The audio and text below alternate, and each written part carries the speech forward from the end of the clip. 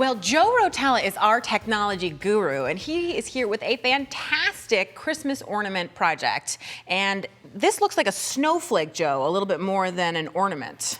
It does, and look how fine and detailed it is. It's so accurate. There's actually 3 layers here. It's stitched down the center, and when we fold them, now it's a little fiddly, but look how this thing just pops and starts to come to life. That's how you get that 3D ornament. Yeah, and look how cool. That now is you have cool. to fuss with it a little bit. And I can totally see that you wouldn't have to use this as a Christmas ornament. You could use this as a decoration for a party. You could do a whole garland of them. Oh, and any size, too. Yes. Small, large, and I think if you mix the sizes, that would be spectacular. And you have promised me that this is easy. It is so easy. Okay, well, why don't we get started then? So I'm using kaleidoscope software, and traditionally I've printed images, but now we're going to actually create that. And what we need to do is start with a wedge shape. I would start with a circle. This one was a circle with 16 points. We don't really need a fancy edge because we're going to cut it out. We're going to make that edge. And the next thing we want to do... And this is just all stuff that's in the software. It's all built in. Great. We're going to pull in just a white shape, just a plain old white shape. And that white shape is going to give us a background that we can work on top of. Okay. Now the problem is you've got white on white, and we can't see that. So in here we just go and say, what color do we want? Kind of like the window. Think of it as a template. It's like a window that this case is green. It's showing you a little bit of the white square, but then it's showing you the bright white where that wedge shape is. And now we want to print out this wedge, because once we have a whole set of those wedges, then we can doodle on them. And to do that, we have to say what color we want to print in. So we want to print in black.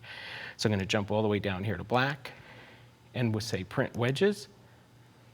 And then I know that we have one here, right, that we've already printed out. And the thing that's so fantastic is that if you're at all confused, all the written instructions will be on the website. Absolutely. So once we have our wedges printed out, what are we doing? Well, you're going to doodle inside each wedge. And what I like to do at home, we had some friends over, and we actually cut them up. Had a doodling party? We did. I want to come to that party. It's kind of fun to see exactly what pops out. So we had some different doodles here, and you'll get some different effects. The key here is that the doodling has to touch either side of that wedge. Why? Because these wedges are, in this case, there's 16 of them glued around, and if the sides don't touch, you'll just have pizza wedges that fall apart. I see. Because we're creating a kaleidoscope of them, they have to sort of hold together as a single piece, which is why this looked like a snowflake. Exactly. So it's the same, sort of the snowflake theory, like when you're cutting a snowflake, the edges have to touch. And you can see the difference here. Like this one, see the tree on the top, how they're not touching the top, and look at that lace-like effect you got all around the edge. That's beautiful. But if you end up touching the top, like that circular one, you're going to get more like this flower effect, which this would be great like for a garden party. Oh my gosh, yes. Something out on the deck, you know, hang a whole bunch of flowers, cut them in different colors.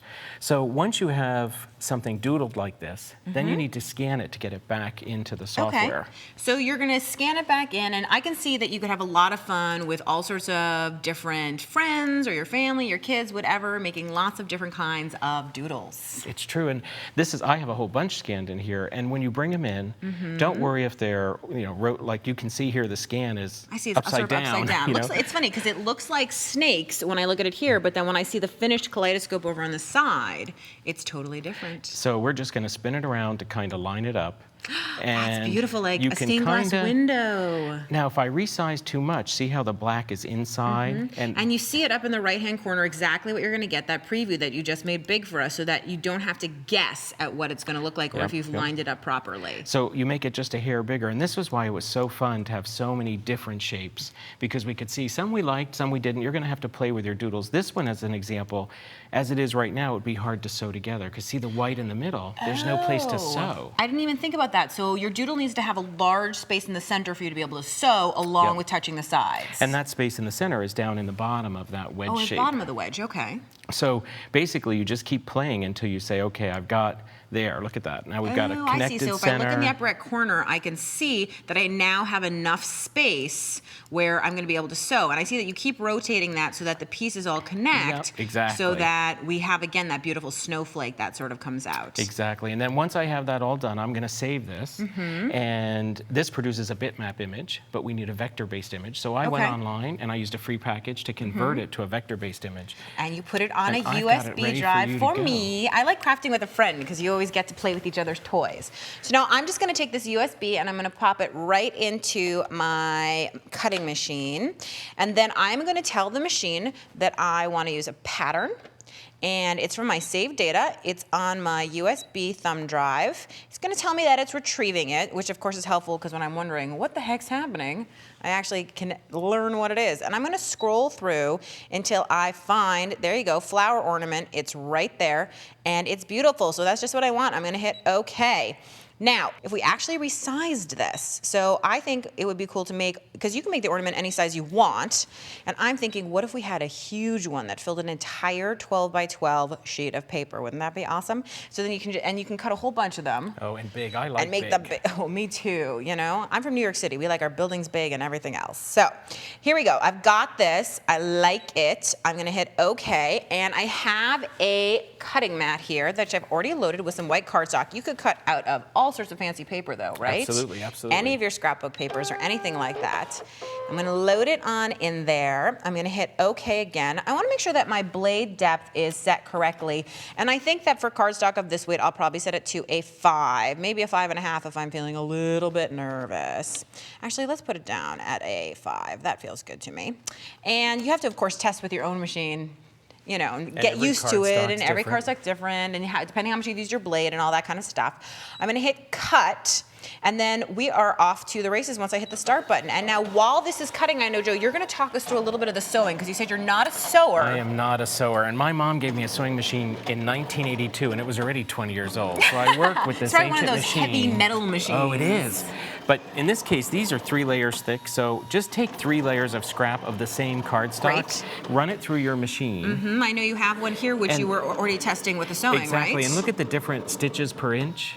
So if you do too close, like 10 or 12 per inch, it almost is just going to cut right through the paper. Oh, so okay. I would do about it's 6 perforating it, right, exactly. or something. So I do see. about 6 stitches per inch, and that'll still give you enough to hold it together and enough paper in between each stitch to really bind it. You know what I love about you, Joe, is you're such a craft experimenter. So if you have this question about how do you stitch through paper, of course, I would just go with the cut and then ruin, you know, what I'd already done. But you're smart enough to know you're going to take some test paper, try it out, the same thickness, the same weight, right?